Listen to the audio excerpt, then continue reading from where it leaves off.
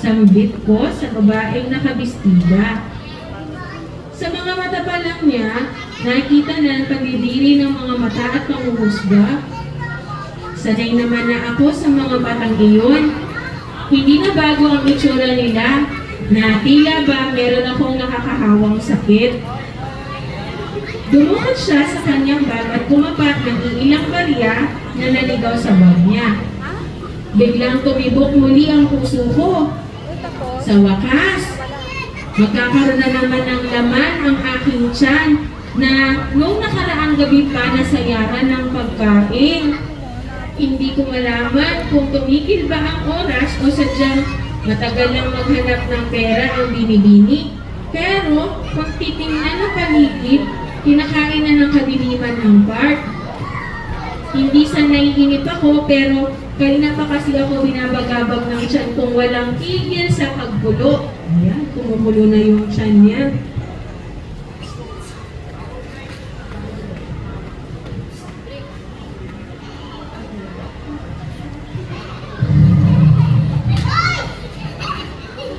Napapagni, humihintay na ako ng pagtingin sa may gazebo.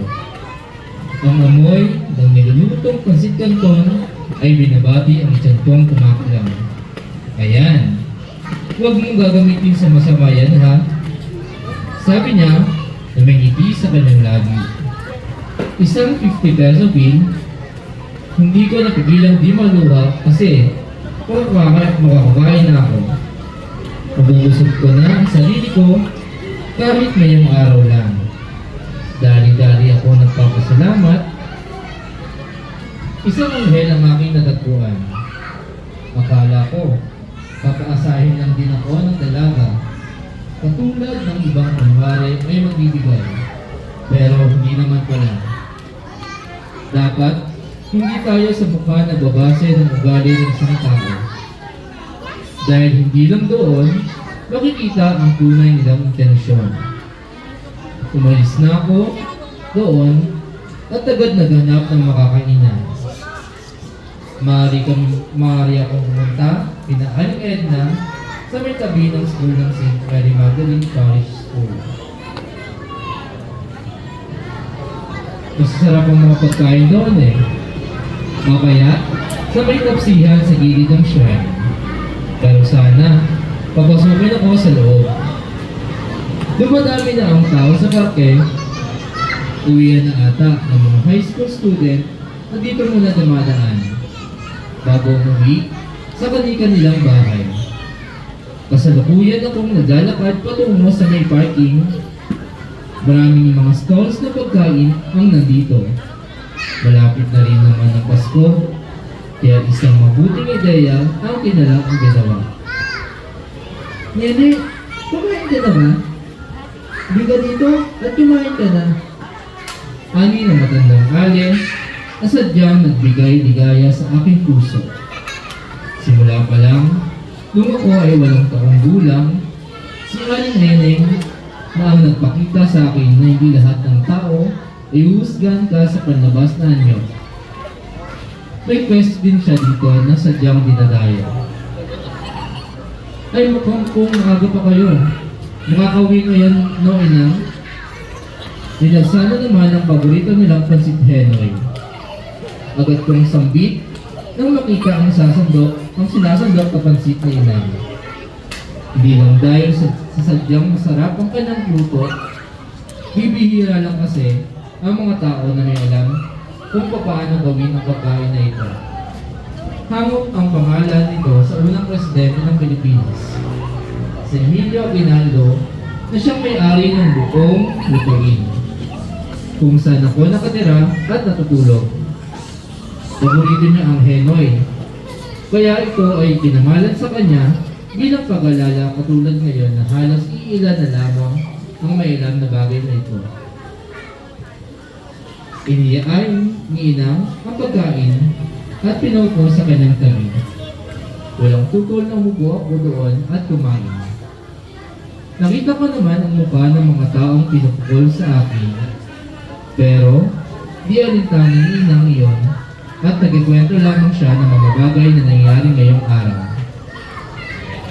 Ano ba ba iha? May dumating na nag-ano? Ba yung vlogger na yata? Yung may hawak na magkalaki-laki yung lalagyan ng camera. Tapos, kasi ka kung magsalita.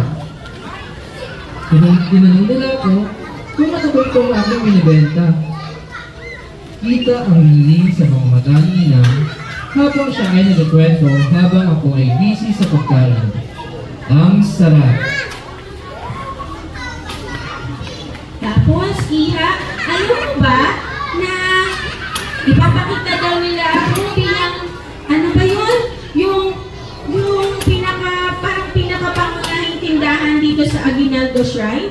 Yung nagtitinda nung isa sa paborito ni Lolo Mio.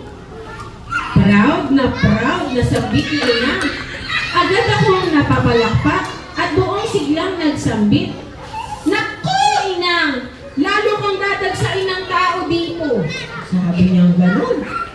Ngumiti si Inang at tumango. Oo, Iha, pero mukhang kailangan ko na tumigil sa pagtitinda. Eh, matanda na ako. Hindi ko na kaya ang magluto ng marami. Maliba na lamang kung papayag ka na sa aking hiling. Ayan. Dahan-dahan kong ibinaba ang hawak-hawak kong tinidor. Ngumiti ako ng malungkot. 8 taon na din simula nung una kong makilala si Inang at simula nooy hindi ako nakakita ng di pagsang-ayon sa kanya. Siya na din ang tumayong nanay ko. Napakaswerte ko kahit na sa lansangan lang ako nakatira. Ibinigay siguro ng Panginoon si Inang para sa akin upang ako ay hindi mapariwara at kung saan-saan matuto ng mga bisyo at masasamang gawain. Naputo ng aming usapan nang dumating si Totoy. Anak, tamang-tama, ako ay pauwi na. Halika na at kuhain mo na itong gamit na makapagpahinga na din, aneng. O siya, Iha, kami ay mauna na ha. Pag-isipan mo ang aking hiling. Agad niyang sambit at umalis na. Aneng! Ay gabi na! Sabi niya. Halika na't umuwi. Hinahanap ka na ni Cheng Cheng. Sabi ng matandang babae habang akay-akay ng isang ginto. Ngumiti ako at nagpagpag ng aking palda. Inimis ko na din ang aking mga gamit. So niligpit niya yung mga gamit niya at tumayo. Paano ba yan mga bata? Hindi natapos ang ating tsikahan. Nga pala, ito ang aking asawa si Miko, ang totoy ng buhay ko. Sabi ko ng may mga matatamis ng ngiti sa aking mga labi. Pinagkan ako ni Totoy at iniabot ang daladala niyang bibingka. Ay! Yan kayo ni Kuya! Baka naman, teacher! Ayan. Sabi ng isa sa mga batang lansangan na kagaya ko noon. Ilang taon na din na naging paborito ko ang bibingka ni Aling Lucy. Ito din ang pagkain na nagbigay ng matamis kong oo kay Totoy.